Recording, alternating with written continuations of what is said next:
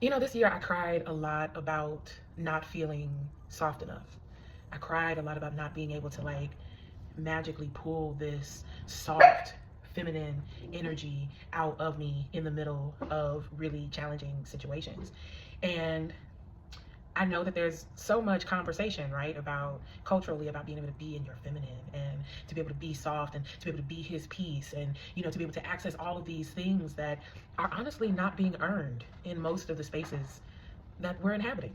And we don't even have to get into the X's and O's of, you know, whose relationship is better and, you know, who's got whatever resources and finances and this and that. All of those things do matter. But ultimately, at the end of the day, we're only having this conversation because we understand that softness is a currency that allows for the men in our lives to act like they have some sense. And so softness is not necessarily always something that is generated from some sense of nervous system regulation. Oftentimes it's strategy to be able to understand how to get what you want out of this person in front of you, who obviously can't respond to actual real human emotions and nuance and variance, because the only version of you that they can actually accept is the one that is performing like they wish that their mother would, or did, or still do.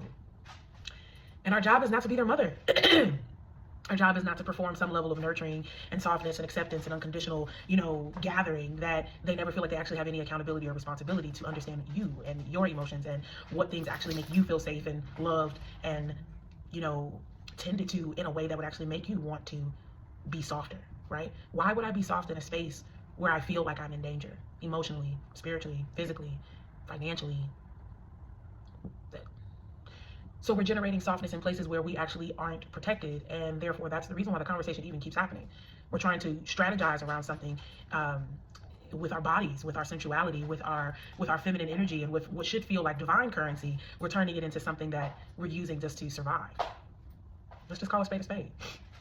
So before you start questioning whether or not you're soft enough or whether or not you're feminine enough, ask yourself, what is it that you actually need from this person that you need to have to soften in a way that your body and your nervous system naturally isn't ready for? Because if you're there, you're going to be there.